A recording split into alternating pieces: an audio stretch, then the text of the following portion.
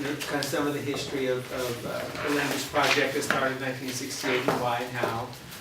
Just all kinds of stuff. It was kind of a broad, kind of a general, more broad approach. And so, yeah, so I just wondered if anybody had any questions from that, or thoughts that you were having, or clarity that you were seeking or looking for from last time. Henry, So I'm not hearing anybody. write your name in it, keep it, use it, love it. Just free, I don't know if we'll use it, but it's always nice to have it with you. Mine's downstairs. Who's sitting by you, Scott? Yeah. Saucy, Dr. Spot. I'll sit here, I'll move back there. I might have got it. You want to sit up here? I'll trade two with somebody. Are you going to the game? To kind of just discuss and talk about language from a grammatical perspective. Order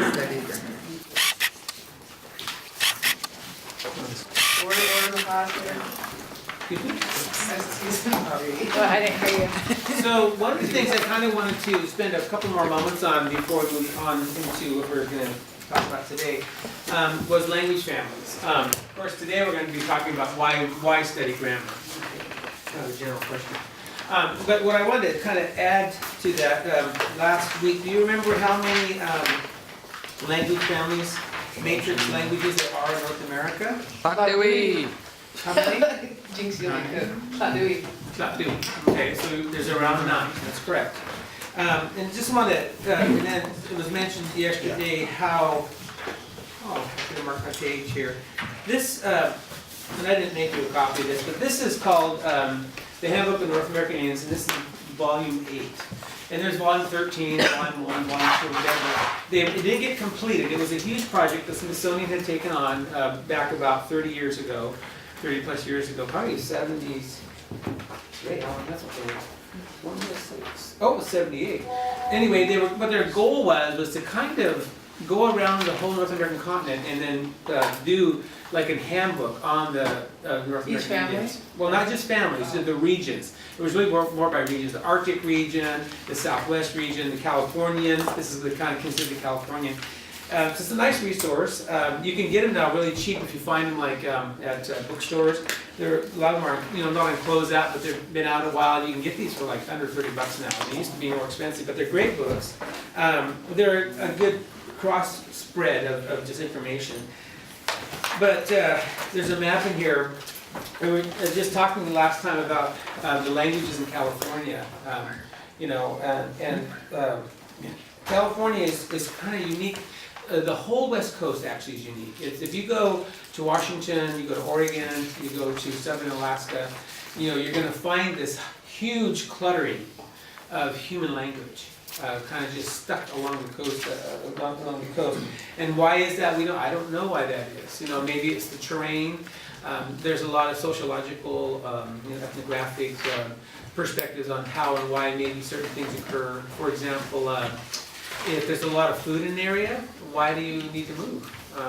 If there's big trees to split planks out of and make homes and canoes out of, why would you, and you plant this huge structure in the ground, why would you leave, And then as time moves, language, as we discussed yesterday, or Friday, last week, was that language automatically evolves. And it's supposed to evolve. A living language changes. It does not stay static. Only dead languages stay static.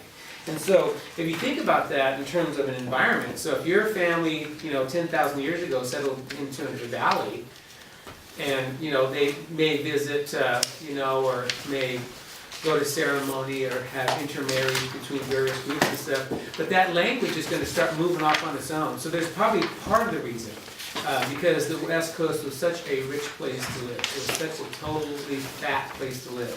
Fat in every way that you can think of. Food, materials, water, climate was wonderful, we don't have dangerous bugs. Yeah, very few, like spiders, or whatever, rattlesnakes maybe, if you're inland a little ways. So that's part of it, but what's on top of that layer though, that's kind of more like how humans exist, is that there's these other language families that we talked about that are just completely different. And when we talk about a matrix language or a mother language, like the mothership language, you have to know that it's completely different. The grammar between the two they're not equal at all. So if you have the Diné, grammar versus the Algonquin, say, Algonquin stock, it's not just a word. It means that the grammar structure of these two languages are completely different. They don't have, they're not reflective of each other in their grammars. They see the world in accordance to that language structure. And that's what makes them a language family. And last time we talked about Indo-European, how it branched out and became things like Latin, it became Hebrew, Syrian, et cetera, and how that growth came out. So again, just know that this could be Japanese and this could be Russian. It's that different. See, it's not the same. It's not like a dialect of each other. See, now what is a dialect? A dialect, okay, is different. So what a dialect is, last week we talked about daughter languages. I talked about how the Diné language, which used to be called Athabascan, is no longer being referred to as Athabascans, but called Diné from now on. So it has dialects, okay? And we talked about daughter languages last time in those maps that you were given. Did everybody did Nicole and who else was new this week? Did you guys get the handout from last week? Yeah, make sure that you get that. Yeah, because the map's in there, just to kind of show the spread of the Diné language in the North American continent. But a dialect, though, is completely different than this. I just want to really so you really get the idea that these are unrelated sound system-wise, unrelated grammatically, unrelated not vocabularies, because people compose vocabularies. How they would see tense. And this is really abstract in that, if you haven't studied other languages, those are really abstract concepts for you, probably. To think, what I'm trying to say is to give you a concrete example. I'd have to give you some examples in Europe, for example, some examples in Dee-ni, or some examples in English and in Spanish to get you to see, well, English and Spanish come from the same source, so that's not a good choice. But if we had a Japanese example and some African languages, choice, you could see that they operate so completely different. It's amazing, and we talked about this last time, how the human mind builds grammar. For some reason, it builds grammar. We don't know, again, that any other animal does it on the planet other than human beings. And so these grammars are just night and day difference. They approach the world differently, the way they see time movement through time differently. For example, like in Diné, we have, you know what past tense is, right? What does past tense mean? Ran. It already happened. Okay, ran, it already happened, okay? And English is pretty kind of clear cut in a way. Like, I'm running, I run, I ran, and I will run. So it's kind of three main ones, right? And that's, and then of course, then we start adding things, like, let's call modality to it. Well, I was gonna run till you came, or maybe I will run tomorrow if it's not raining. So then we start taking the past tense and present tense, and we start moving it around. It's called TAM. Time, aspect, and modality of the verb. That's not tense. But we start adding those onto this. But in Dee-ni, which is interesting, is we have morphemes, for example, just to give you just a little bit of an example. We have these morphemes, word segment pieces, sound pieces, that exist in language that form the past tense for us. We have the l past tense, we have the s past tense, we have the n past tense. And so how these operate in the world changes our relationship to time in terms of what's past, present, and future. So if I'd have to give you an example of a GH perfected verb, an S perfected verb, and an N perfected verb to get this further, but I'm just trying to share perspective right now. But essentially what happens, if you have a verb that is in the past tense form with the GH form, usually that event has a longer time to be completed. Now, if you have the S perfective, it means it's in the state now. And then if you have the N perfective, it's kind of over and done. Okay? So we're kind of, this is called like the semantics of past tense. It's a different idea. You know, like, so we have a word in English called en route. I'm en route to Crescent City. I hope to stop by 3 places on my way there. Okay, so that means I'm not there yet, but I'm moving there. Okay, so that's the S type here. So I'm hungry. So does that mean that it's over? No. Does it mean that it's going to be? No. But I'm in the state of hunger. So that's the S. So this is more in the state of. So like kind of the state of the verb. So like when I tell you da sing da, sit down, that's in the past tense, but it really isn't. It means that you are in, now I'm standing, de sustate, I'm doing the S on purpose, de sustate, I'm standing, right? But if I da sinta, I'm no longer de state. You see what I'm saying? So it says you're in the state. So hunger is like that, tesidus, hungry, da sitting, okay? So that means you're, in some verbs that is gone, it's over with. But it's more of a stated position. So then this one here is more of a durative. What is duration? Durative. So what's duration mean? Longer. And N means more completive. Okay. More completive. It's more done. And it's in words like to put things down. So if I have this book, Washtish, right? Or excuse me, Washtish. I give Nashtish, I have it. But it's done. It's not on its way. It's not in the state of getting there. It's done, did. It's over. So it's more completed. Final. So it's more final. So think of, so just to show you how language sees the world completely by its family. It helps us see and understand the world around us. And it actually describes in our head unconsciously how we're responding to reality, how we're thinking about reality, how we're thinking about it abstractly. See, it's just doing that to us all the time. And so, if you have Algonquin, it has its formats. And you have Indo-European, which is English and Latin and all those, has its, okay? And none of this is quantitative, or none of this is qualitative. It's not about which one's better or worse or anything like that. It's just that it's different. And I just kind of want you to start folding your minds around the idea that the human brain has this amazing ability to do this. There are African languages that really have no past tense at all. Because their mindset is that what you do in reality is in the present. Right? So if I'm here talking to you, that's the reality. It's not what we're talking about, it's not what's going to happen. The reality is I'm with you talking to you. So the mind of that language keeps you in the present by existence. Where we English speakers love to live in the past or the future. We really don't like to live in the present. I mean, not that we don't like it, we just don't live in the present in our head. It's all about what happened, what's going to happen. But right now, if you checked in on yourself, you would even know how to say. I'm hungry, I'm sitting here, my butt hurts, I'm breathing, I see something. I mean, English has a hard time being in the present. It just doesn't like it. And then again, none of these are quantitative or qualitative statements. It's just worldview difference. That's all I'm trying to say. Okay? That's why we're so beds. So English language, for example, Indo-European, is more of a future-based or past tense-based language, right? Where other languages, no, we're right here in the present, I'm talking to you, and I feel really happy to be here, and I feel a little bit of hunger, and I do have to go pee. So the language is more it's just the way that the mind is framed. So I think we'll spend enough time on this, but I just want to get this across that in North America, if we have 9 matrix languages, right? That means out of the 9 matrix languages, 500 surface languages arrived.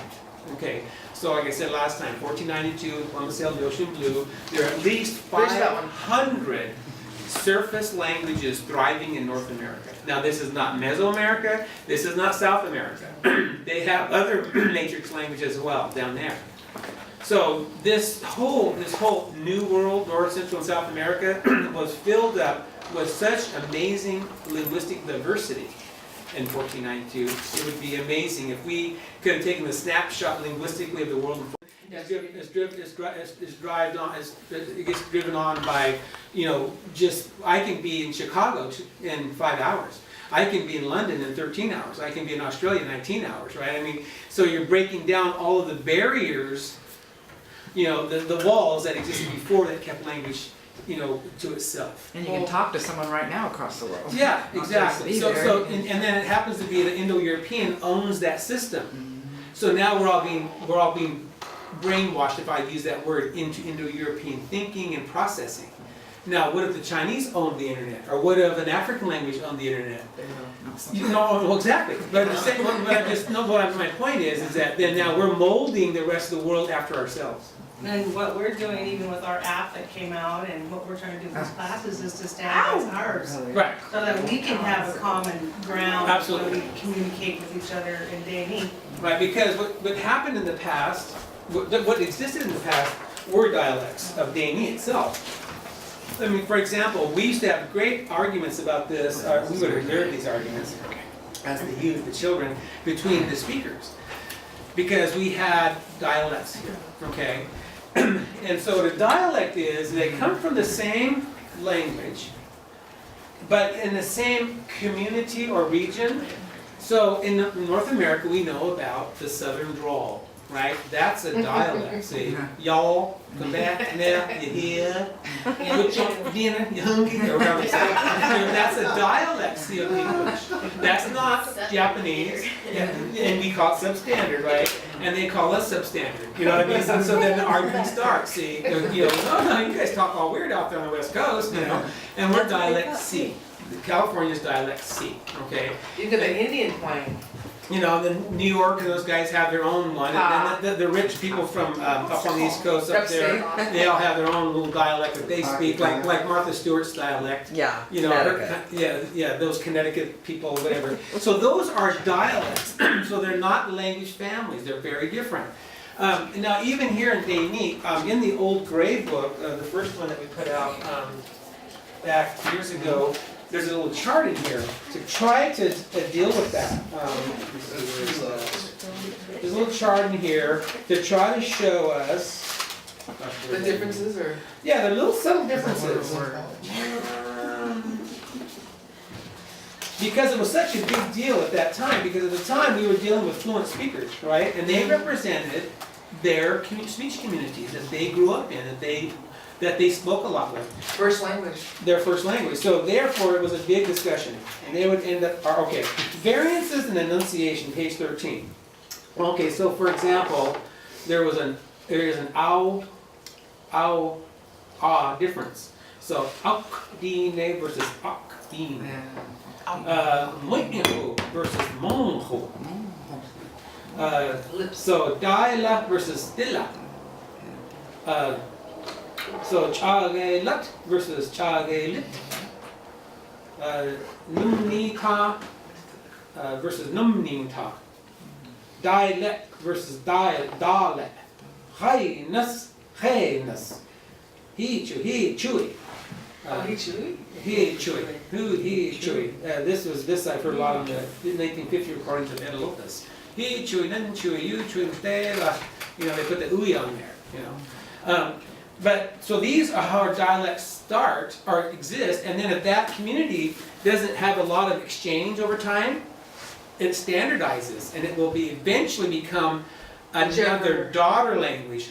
It will not become Algonquin, it will not become Penutian, it will not become Russian. It'll become another daughter language eventually in time from the matrix language. Like we'll understand it, they'll just sound funny to Yeah. us. Wherever you're from, And now if they live away far enough, long enough, it'll get to where you don't understand it. So at first they're going to be mutually intelligible. Oh yeah, you're from Crescent City and I'm from Commonwealth, or you're from Rogue River, But in time, Let's make babies. oh my God, you're from Hoopa.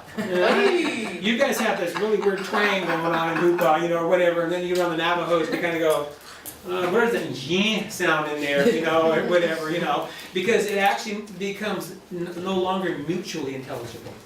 So in that map that we handed out, that you got last time, that map shows you that this part of the world was a mutually intelligible language from the Applegate River, down the Rogue River, clear up to Sixes. Sixes or Flourish Creek, yeah, this is kind of the map on the front.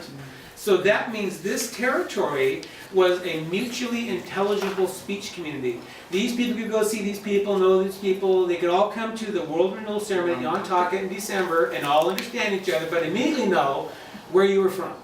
That's a dialect. Yeah. Okay. It's probably how you talk. Yeah, exactly. Yeah. Oh, Well, yeah. and the other thing too that we learned in a language class years ago is that there's different classes of speaking. Right, register. Registered, Register. different way that you speak at ceremony, way you speak everyday language, and also what village you came from actually, how you spoke. And it had to do with social status, how wealthy you were, how educated you were, so to speak, because you had people who were of the higher class kind of work that people did. And so people spoke accordingly. So that's register, and we have register in English, right? We can tell when somebody's got a higher register of speech versus a person who doesn't. You just can, The vocabulary. You know, yeah, their vocabulary, the way they choose to describe the world around them, you know their register, okay? And then I just want to, sorry, just put that, don't forget this. So dialect and daughter, so dialect is of the same language, right? And the daughter language becomes a separate, non-intelligible language. Now in that dialect, you're gonna have register. So what happens in our case, what happens with the Dee-ni, is that after, you know, all the changes that occurred and all the history that we don't need to get into today, because we all been through this, we had a kind of like vigil for that, okay? But what happened then is as the speech communities began to erode and or were shoved together. So once Smith River Rancheria was purchased in 1906, and Valley Rancheria was purchased in 1906, then the Dee-ni people started moving onto it. It was first, I think that was maybe the second time we became reservation Indians. So actually, it's probably the first time, because the first reservation was earlier, but people didn't move there. But anyway, so then our speech committee was shoved together. So you had your mixed Tifton speakers, you had your Ta'atan speakers, you had your Hollandput speakers, you had your Sixes River speakers, you had all shoved together now, kind of in this little island called Smith River Rancheria, you know. And so you can imagine what was going on. They're all mission intelligible, but little differences, you know. And there was nitpicking that would start over it or whatever. And we grew up hearing the nitpicking, and they were never huge things like Gossi for a plate and Gossai. Yeah. You know, really? Oh, you know, as the kids were kind of going, Yeah. well, we say Gossi, I'm sorry. You know what I mean? That's just the way it is, you know, and it's no big deal. So we finally learned to deal with that. But what Cheryl's point was is that now we're standardizing Dee-ni ourselves and losing a little bit. Register. Well, not the register, because now register has to do with knowledge Okay. use, Level, level of language and Yeah. how you use the language. like in That's prayer, registered. things like that. You know, like if I said to you, today we're going to study the morphosyntactic and morphological inflectional morphology of the Dee-ni vocabulary. Of the movement of the. You would say, It sound like that. Oh, what would you I say? came here. We're going to study the sound structure. Please dumb it down for us. Yes. Really? Yeah. We're not going to say, we're going to say the sound structure, Dee-ni the for word dummies. ordered sentences. The word you know. order. Then, oh, I got you. But that's part of speech register. It's not the whole thing, but it's usually by specific That's an use. example. And Yeah, so that's registered. the other thing I want to say about that, when we were in our language classes with our elders, people came from different village areas. And so you would hear, oh, no, that's Tatutni. Oh, no, that's Talawa, that's, you know, Chetco or something. Chetco, they would say, Chichu, or whatever. And, you know, so we had those things going on in our classes over the years. And I think back now, when I look at some of the other reservations here in the Pacific Northwest, you know, that all the tribes that got confederated together. and they were just smashed together and had to live coexistently and with their languages, and how they had to go more American Indianism to a certain extent, with the influence coming from the Great Basin region and whatever all, you know, because there were just. Well, that- they're cultural specifically. and when you look at historically what happened, and so for us to be more homogenous, so to speak, because at least we had the same the same Of the language. language, but different. And different dialects. And that, Definitely not different daughter languages. yeah, and that made it a lot easier. Because like over here, daughter would be like Hoopa or Navajo. See, those are daughter Apache. languages. say, of each other. Well, this is a we're talking about the dialect though, Yeah. here now. Wailaki, Apache. Wailaki, Apache, oh yeah, there's, Koyukon, the Chon, all those different languages, exactly. And if probably the Yeroks who were shipped here and put on Reservation Ranch had survived and weren't murdered, we would have had that contention. Influence? Well, But they were wiped out and never sent Those home. Weots too. That's what I'm saying, no. The Algonquin, yeah. Oh, you said Yurok. Oh. Yeah, you meant Oh, it's the same I thing. meant to That's say the same Algonquin. thing. Anyway, Yeah, so the point is that you all just want to share is that just to get your minds wrapped around the idea of what those different terms mean and why, and how you discuss them and describe them in language. About the, mother language, daughter language, and of course register is its own thing. I mean, it's within the language. Now, there have been arguments by linguists that if a small community of speakers exists, that there can be no register, and I just disagree with that, because they believe register comes from mass populations, where there are economic stratification, where there's military might.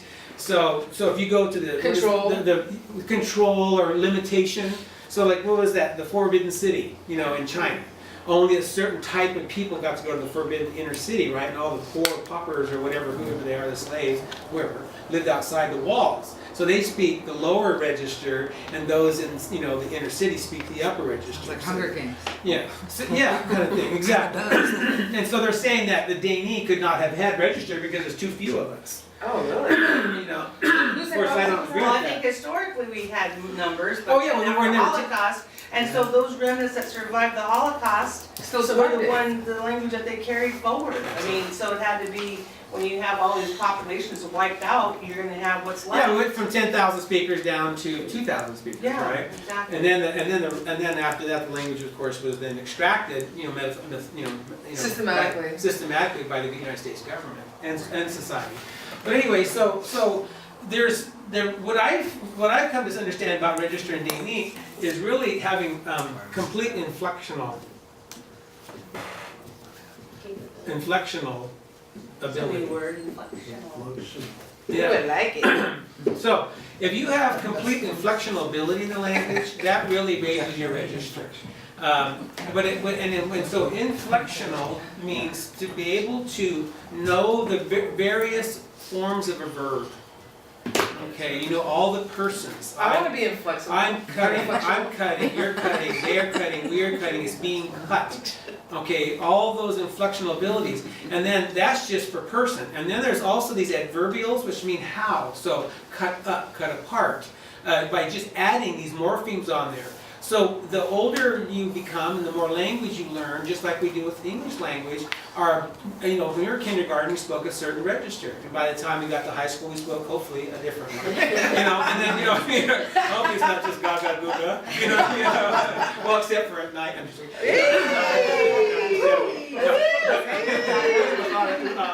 But anyway, so inflectional ability. What I noticed in Dee-ni is that there are people who would say, "Oh, I don't speak high-class language."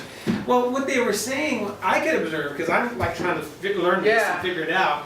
Was really is that they would put things together to describe things differently. Like instead of taking the verb and pulling it apart in your head and then put the stuff in it and then slam it back together and say it, they would just take different elements. Say that when she was a girl, because she was a speaker, but she said that when she was a little tiny girl, these old Indian people would come visit, walking through whatever, spend the night or whatever, and they could understand everything they said, but when she tried to say it that way, she would say it this way.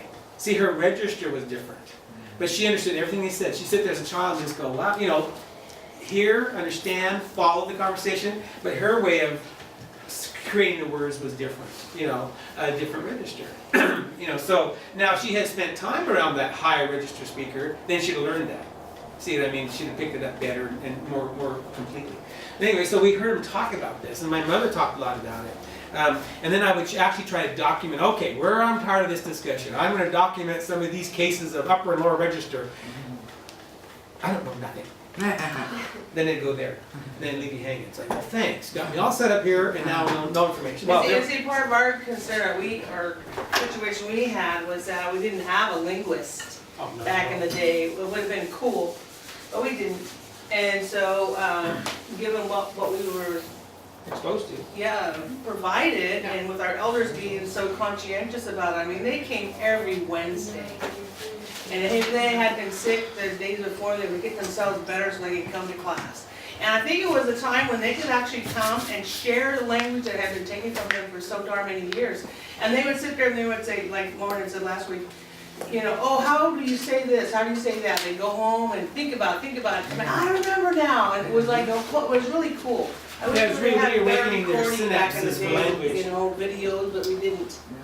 But we have what we have. So here, anyway, any questions from this or discussion or whatever beyond like what we were just assimilating here into your head or whatever? Okay, so I just kind of want to go away now and talk about why would we study grammar? What's the purpose of studying grammar? A little bit. And so grammar is the study of language, not the speaking fluency of a language. Okay, so I talked about this third Friday, that as you study your grammar, you get better understanding the nuts and the bolts of a language, but you may not get to be a better speaker from it. I'm talking about use.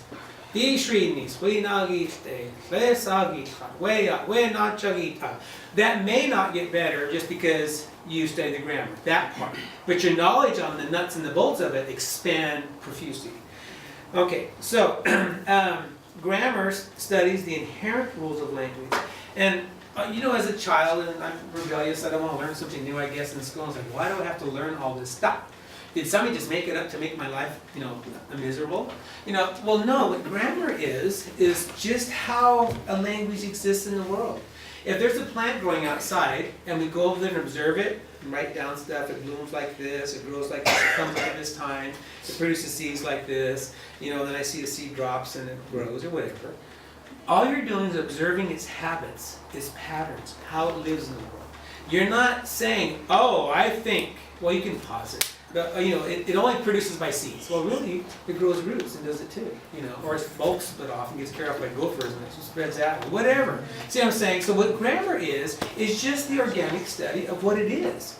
It's not an imposed thing. There was a lot of resistance. I guess why I'm responding to this is that in the 70s and 80s, there was still a lot of mental racism in the communities.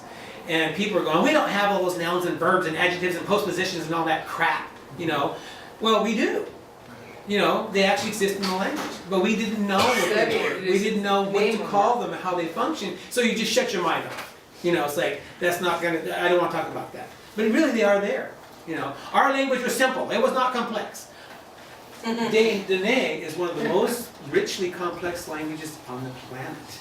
It is beautiful. It's one of the, it just knocks linguists back. Descriptive. Every time a linguist gets involved in the Dee-ni language, they just sit back on their haunches and have to just try to absorb it because it's so beautifully rich in the ability that it has to speak.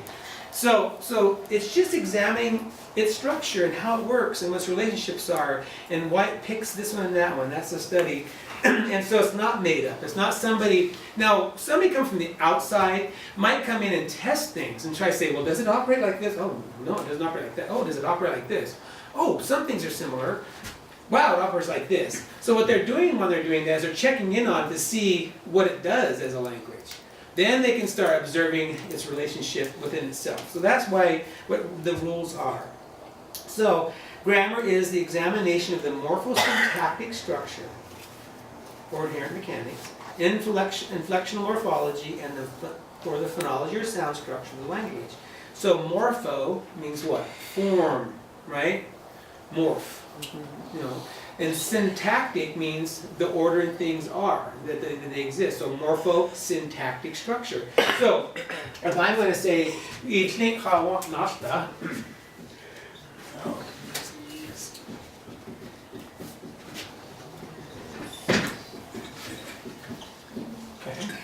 so we think nasta. So what does that mean in English? Oh, The dog. dog is Fast running.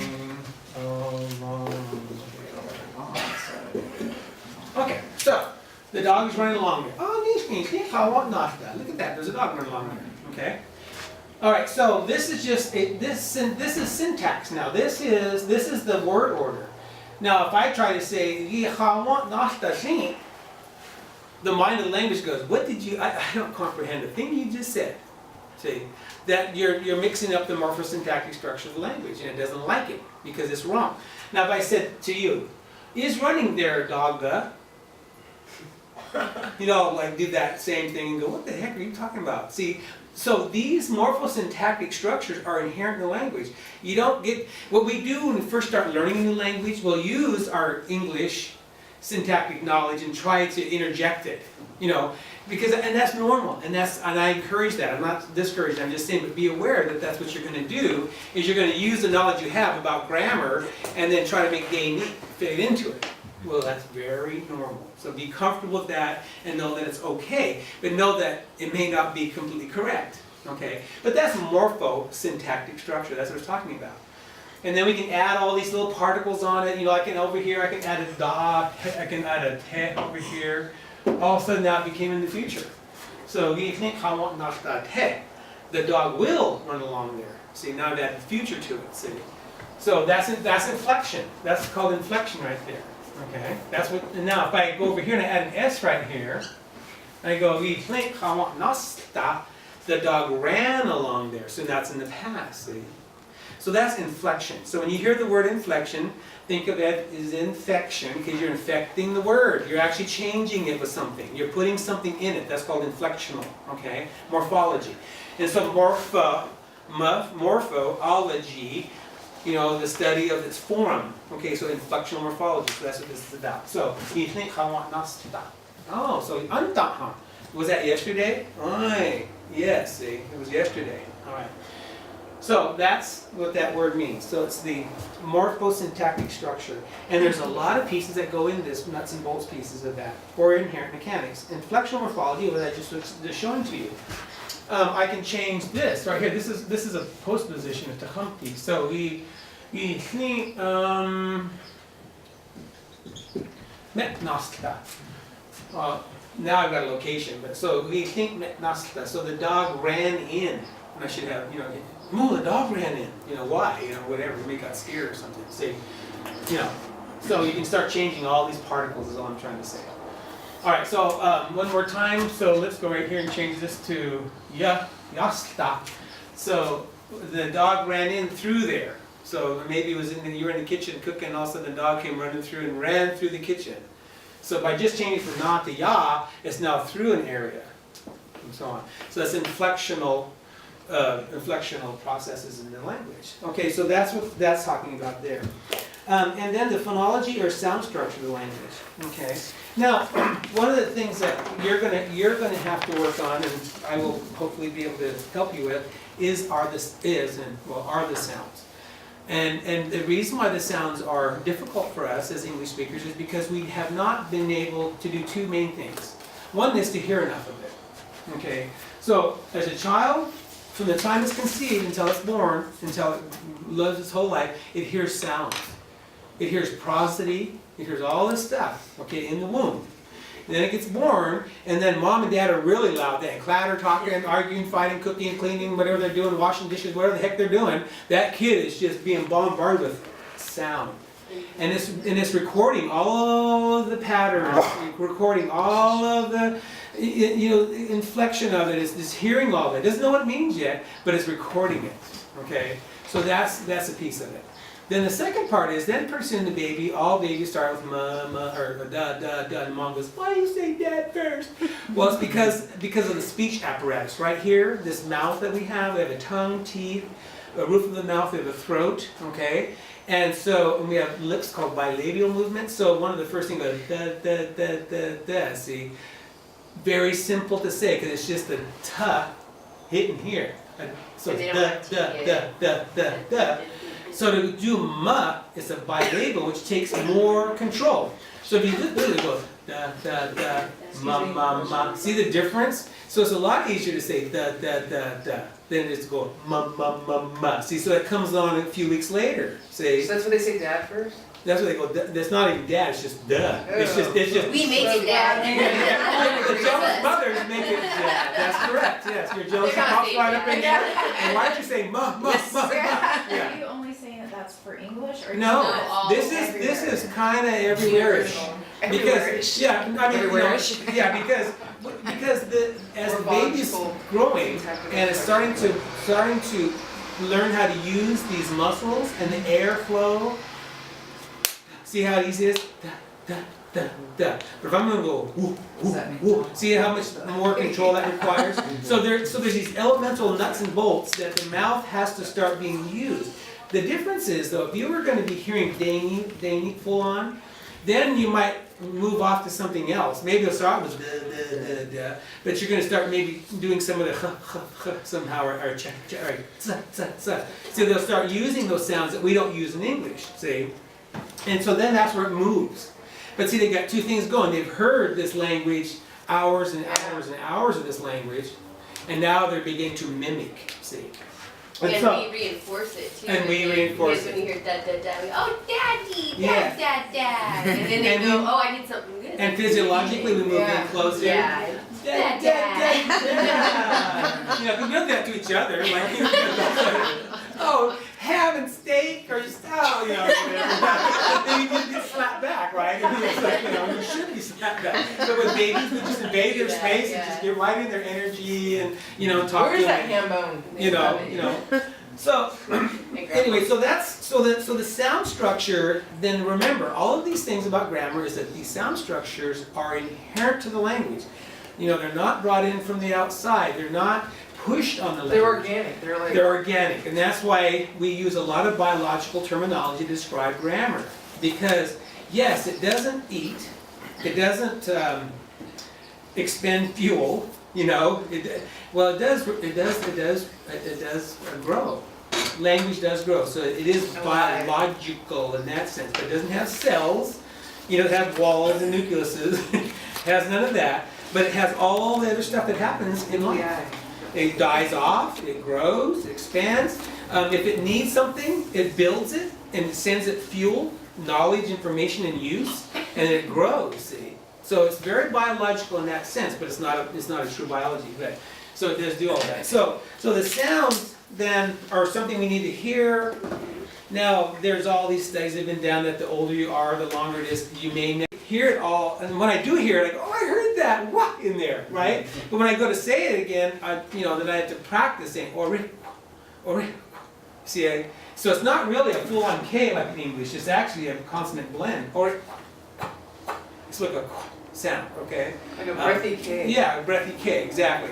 Now see, now if I were being able to hear Yurok my whole life growing up, see, I didn't hear all that. My brain would be recording it, and then when I started mimicking it out of my oral tract, and my nasal and throat tract, see, then I would produce those eventually. Articulate it better. Yeah, you'd articulate, and you'd have knowledge that it exists.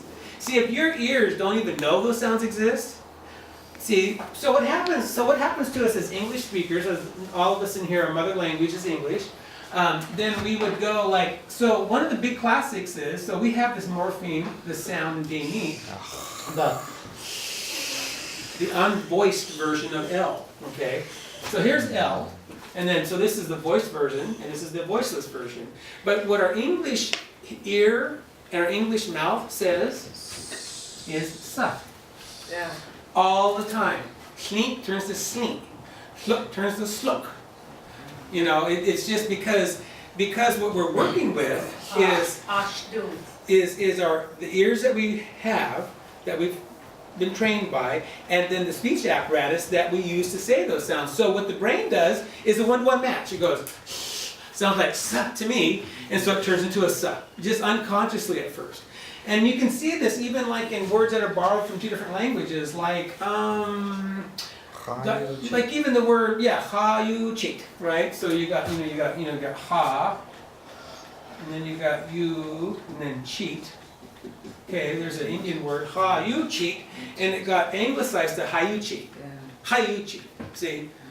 Because what English is going to do, it does not have an X, right? Or ha, it has an H though. Oh, I got that. That's a ha, not a ha.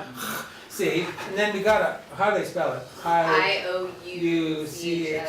Okay, and then here's your U. So you got. Put it I after Okay, there's the high. Is mine. So there's the high, and here's the U, and there's the cheat. See, See, so what English, the English ear and the English oral tract did is goes, Hayuchi. Hayuchi, I can say that, you see what I'm saying? And then it gets borrowed, written down, and then bam, it's spell it. gets on the map, and then there it is, you know? You got a new word in English, see? Common In this word. case. What? How Yeah, Haonquat is another great example. So you got ha, Don't talk it. you know, quat. We have no glottal stops in English, so if you hear what, they're gonna say, I didn't hear that, so we got a and then we got a, and then we got a Q for some crazy reason. It could have been a K. I mean, in English. Queen. Yeah, queen. Yeah, so how queen, but it's actually quat, so it should have been a K, but anyway, whatever, whoever wrote it down the first time. So there you can just say it there, so how, one, quat. It's pretty, what's missing is the glottal stop and the adjective here. This is quat, not quat. And now it's how and quat, right? Stop at the, how and quat, and have a steak, or whatever it says on the radio. Because see, there's an English speaker saying how and quat, you know. You know. Anyway, so that's a borrowing the other, and then we borrow words. Okay, so let's borrow one from the few borrowed. Just like hush, because that goes, everyone says hush. Talking. Yeah. So so we got a word cha mu de. Okay, cha mu de. Potatoes, right? And you peel, not Indian potatoes. Okay. But where it came from was from the Spanish, who brought it here from Mexico. Okay, in Mexico, there's an Indian language that came up with the word camote. I don't know how you spell it, but it's camote, probably like that, somehow like that. And so when the Spanish first came along the coast, they came here early. They were here in the 15th century, right? They didn't bother to colonize up here for whatever reason, thank goodness, or whatever. I mean, they didn't bother us that much. Came by trade or whatever. But they brought these yams from Mexico. And so they landed one time at Lake Earl Village at H.O.L.E.T. And so they came ashore, built their fire, whatever, set up their camp. And then they took these camote and they shoved them in the hot sand and they baked them. You know, and then they cooked them and then they took them out, peeled them, and ate them. And then the Indians are all listening to this. Ah, camote. Well, then they tried the camote, and so they went home and said, it's a chamute. See what I mean? Because so one for one, so ka, mo, mu, and see, we don't have the O sound, doesn't exist in Dee-ni, right? So then that had to become oo, see how it just became mu? Because we don't have a mo, there's no O available in the language, see? So ka, mu, cha, mu, so ka, see this actually could be like this, right? So we could have went this way with our language, ka, mu, but they went cha for some reason. Again, our ancestors did this, right? This is old now. Cha, so anyway, so the ear, the knowledge comes together in the new word. Dude, not in this case. It doesn't, you know, now, so, Read, that's a rabbit hole. John She likes the rabbit hole. But see, the thing is that, see, with Chom, what's going on here are the phonemic stuff. See, because this is a very strongly and readily used sound in Dee-ni, which is ch. See, so yeah, it just borrowed that ch right off the bat. See what I'm saying? And just slammed it in there. Kamote, cha, mute. See what I'm saying? So phonology is again inherent to the language. It has certain sounds available to it, and then when it hears a new word, it's going to just plug it in the best it can to what it knows. Exactly. Okay, and so that's how new words are borrowed. Now these are called borrowings. Now the thing is, it doesn't make the language less the language. Some people have this belief, and thank God, hopefully people are getting over it, that if you borrow words in our language, that you're destroying our language. Well, just because we borrowed one word, cha-mu-de, doesn't change syntax, doesn't change how I can inflect it, doesn't change that I can own it or I can give it away. It's just an item that's brought into the language, has no impact on the language. What the language did is impacted how it was going to say it.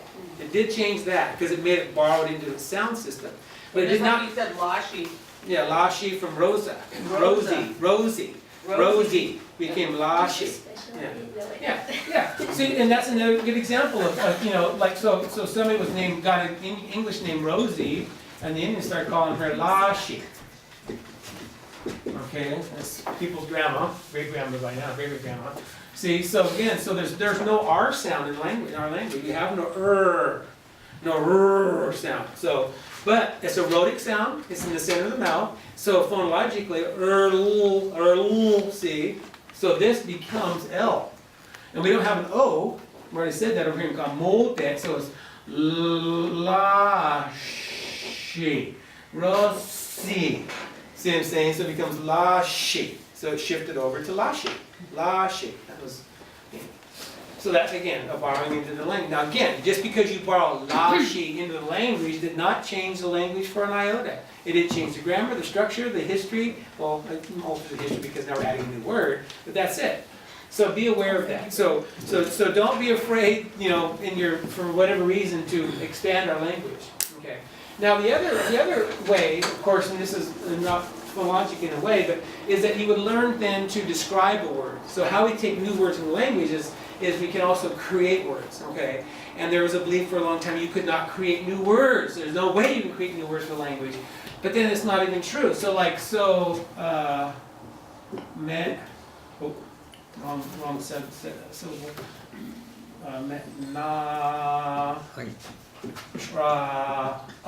Okay. So this means metnatra. Metnatra means telephone. Well, they were invented before I could talk. And so I did not invent this word. I always have to defend myself against little beat up over a lot. But anyway, but what you need to know about this is really kind of cool. So do you guys know the word na'a? Who Let me pull this. na'a. That man's talking over there. Who na'a. He's just talking over there. Okay. So using your inflectional knowledge, your inflectional knowledge, then now this what form is this verb? It's third singular. It's he, she, or it, right? It's one person talking. It's not plural. It's not singular. I mean, it's not dual. It's singular. The third person. So if I'm going to inflect this for first person, I'm talking. Then it looks like this. Not shh, because sha means me. So not shh. I'm talking. Oh, but look down here. Na tra ah. So this part's the same. So the talk part's the same. That's the verb root. The na, which is movement, is still the same, but there's something different right there. See that? So we got a na, not sh, na, So this is called the passive form. This means someone is talking. We don't know who it is. We don't know who the subject is. We just know that the talking is going on. Okay? And met is a place, means into. Okay? So just good old in. So in, someone is talking. So what they would do in the old days, they'd pick it up and wind the thingy, hold the, speak into the thing and put the ear and go, and speak into it. See, so, metnatra, so, bam, brand new word. Description. Yeah, it's describing that thing, see. So that's how we got the word telephone. Okay, so what happened since the telephone? Well, a whole bunch of things. Cell phone. But we got this thing called a Airplane. cell phone. So what we did, we just added that word on there. Lock, metnatra. Your hand phone. Oh, Lock, wow. metnatra. You're like, So you just oh, expand. yes, you do, huh? Yeah, that, and then you hold it and talking to it. So you no longer go up the wall and speaking into it. You're not holding your hand. So A lot of metnatra. people use those Bluetooth thingies too. Oh, that's true. Versus earpiece. Hands free. See, and so that's how we got the word for cell phone. See, just by adding a noun. Lot means hand, right? So hand phone, hand phone. Yeah. So this is how new vocabulary is generated. Last week we talked about how language bases change. Well, Navajo, remember I said, in Navajo we have one word for stone or rock in our language, se, right? You go to Navajo, all they have is rocks, right? I mean, bunch grass and dust, right? Yeah, they're in the desert. So there are stones every place you look. So every type of stone has a name, right? You know, you gotta have jasper, you gotta have sandstone, you gotta have turquoise, you gotta have all these words, right? Well, our stones are all covered up. We can't even see them, So we have the one common word we all share as Dee-ni speakers, right? But they blew it out on that and reversed that from last time. We all have one word, either sluk or slok for fish, right? And then they have a word for slok because Do. the water, right? So they have some trout maybe, or maybe a pike or something, I don't know. And what do they have over there? And then over here, fish galore. So our vocabulary blew out that way, see? Yeah. Well, that's exactly, language creates language for what it needs to communicate. Remember that, always creates, the purpose of language is communication. When two brains decide on a common thing, ba-ding, communication has occurred, right? Beer! Beer! Does it ring any bells? You know? Who's got the cooler? You know what I'm saying? Did that ring any bells? See those two brains that you know when we're sitting down, beer, yeah, we got that, let's go do that. Oh, we're thinking that. You know? Thank goodness it's And Friday. that's communication, see, that's what language is for, okay? So, there we go. So, the sound system, so phonology, thanks time for a break. And so, let's take a 4 or 5 minute break, and run off and do what you need to do, or go call your loved ones and say, I love you, you know? And there's the plural forms, us, y'all, them, and then somebody, the passive, okay? So what we weren't even asking for from the elders at the time was the y'all form. And it would pop up every once in a while like, well, that's different. You know, in speech, when they were telling a story or something, they go, that's a different verb form. Well, we didn't know to ask for it because we were coming from an English reference. We weren't coming from a Dee-ni reference, see? And so finally we discovered, oh my God, there's a y'all form, so we started asking for it. So in the grade book, a lot of those forms were missing because we weren't even thinking to ask for it. You know, y'all come meet, y'all come chop wood, or y'all go dance, y'all go drink water, whatever, you know, y'all. The y'all form is kind of missing in here, and the passive form is missing a lot, so we didn't know to ask for it either. We didn't even know what that meant, you know, the passive, someone's doing it. It would appear every once in a while like in a noun, like for example, to fish by pole is chulu, for example, chulu. Well then, one day, just for the sake of collecting knowledge, we decided, you know, no, let's do a story about going fishing. So, it was just make it up as we go. So they said, let's go in a boat and go get fish in the ocean. So then Amelia Brown goes, oh, ha, chulu tehan. Whoa, what the heck is that? How did chulu become trulu? See, we start becoming aware of these things. Well, this means somebody is fishing. So it's more like a noun in that sense. So it's more like the act of fishing. It's not, because you're not saying I'm fishing, let's fish, they're fishing, fishing. See? So it's the passive form, and it also can act like a noun. That's You why know it's what I'm a saying? trulune, kingfisher. Yeah, trulune, the fisher one. Yeah, trulune. And the village at the mouth of Smith River, Truluquat. Because upon there they fish. Truluquat, and Trulumet was the town that was down there by the mouth of the Smith River Road. There was a town there called Trulumet, and the rock is called Truluquat behind Sonny's house, okay? Yeah, it comes from that, so it's the passive form. We had a great aunt named Trulaitre, fishing woman. Tret means lady. See, Trulaitre Lucinda Hostler. She was our great auntie, right?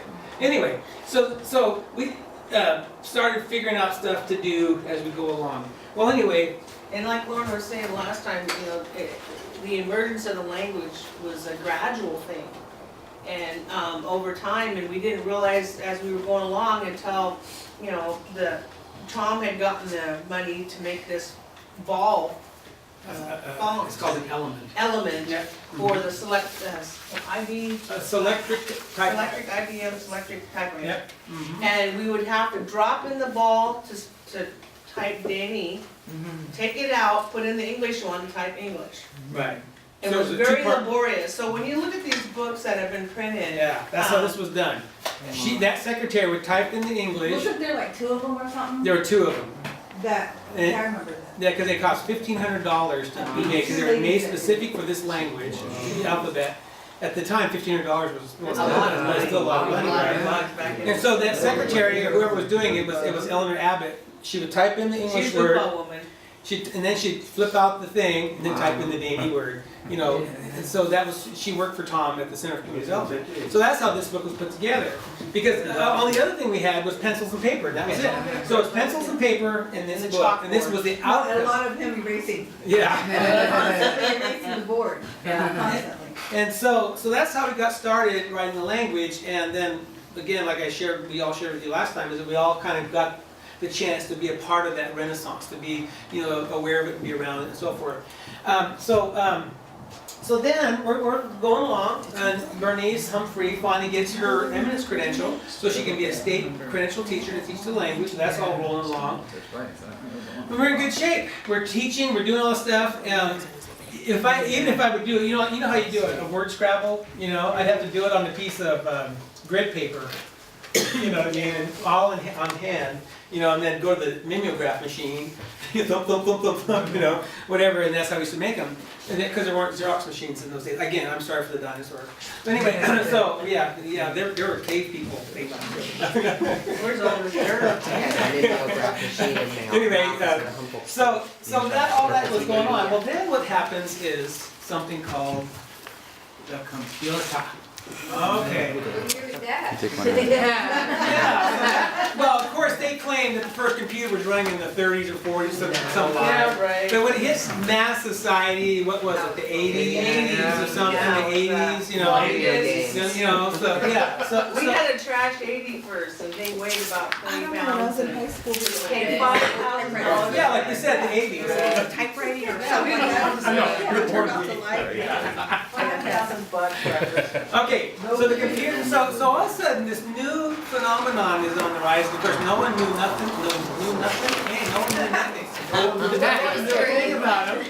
Lower register, speaking lower register right now.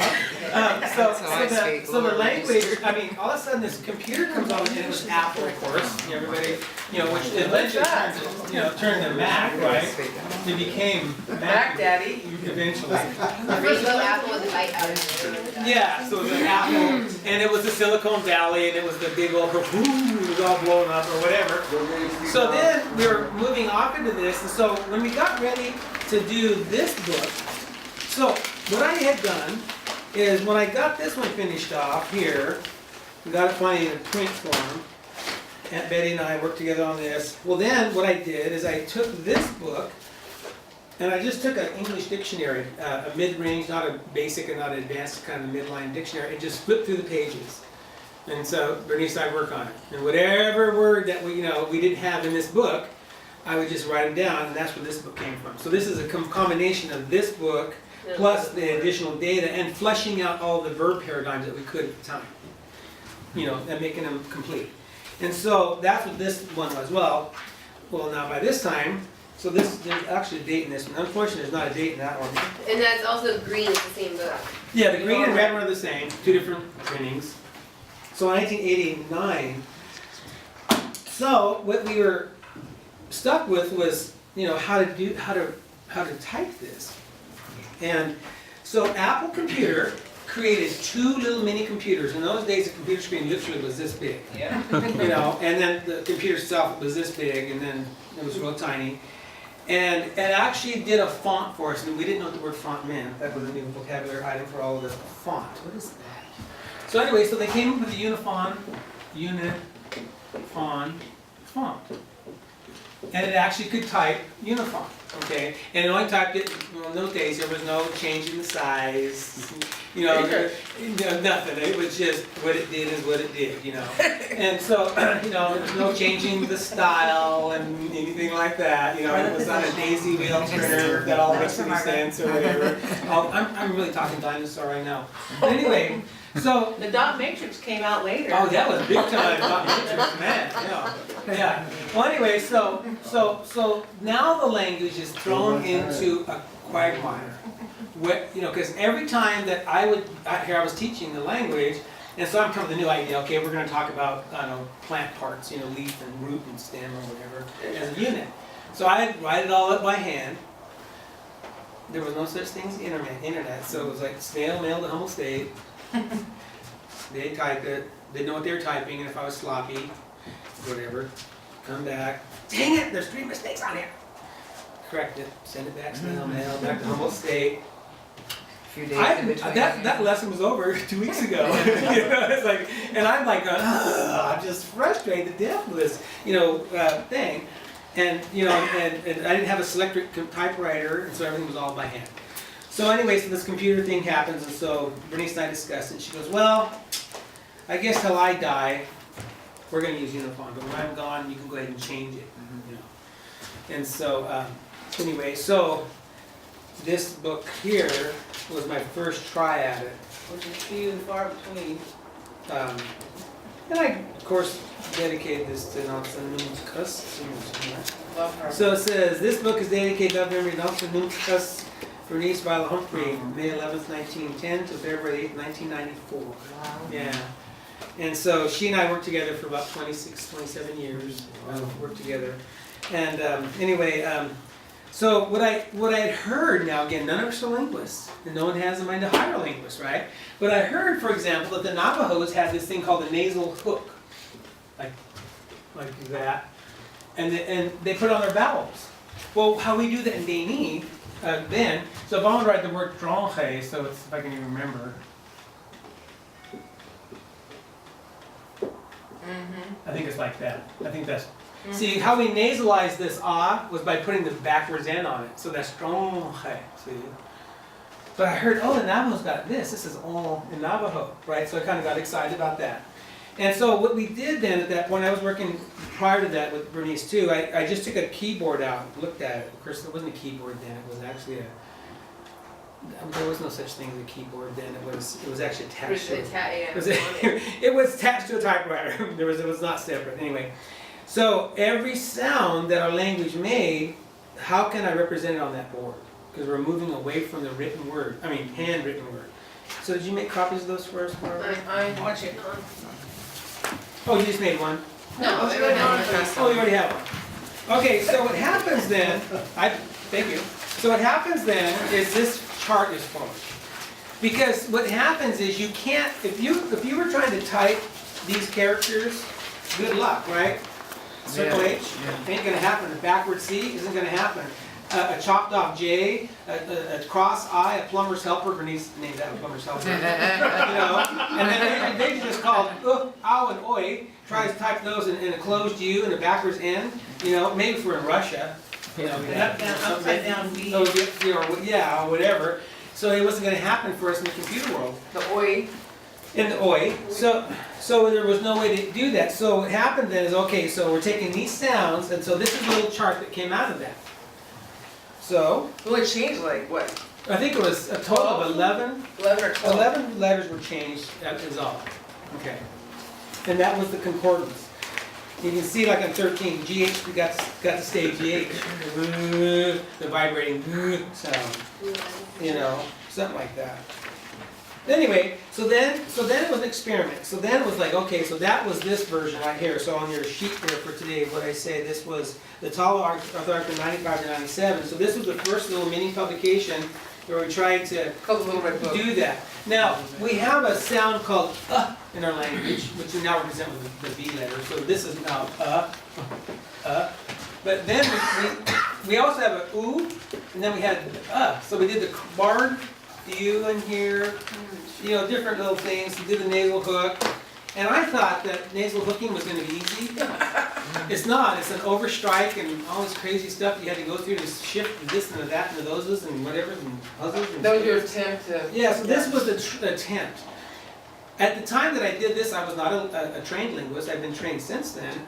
I didn't know how to represent a long to short vowel, you know, like between like, you know, sla, la, or mo, or you know, where is a long or short vowel, none of that kind of stuff, because I didn't have those tools yet to do that. So you can see in here that I've done like must, ya, is, ni, you know, but they're too long, you know, whatever.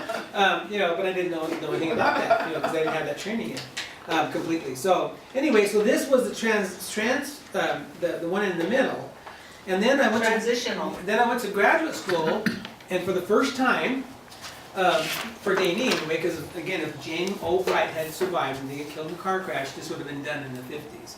So we sat down, and there were 13 linguists. There was a lead guy named Tom Gavon, and then 12 other students. They were all grad students, and I was there was probably 13 of us in total.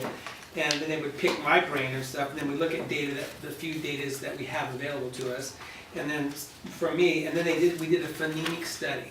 Actually, so there are these charts. When linguists go to study a new language, or they go to China, So when you're App Store. App Store. Yeah, App Store. See, I just type in I Tolo. haven't downloaded it yet. So.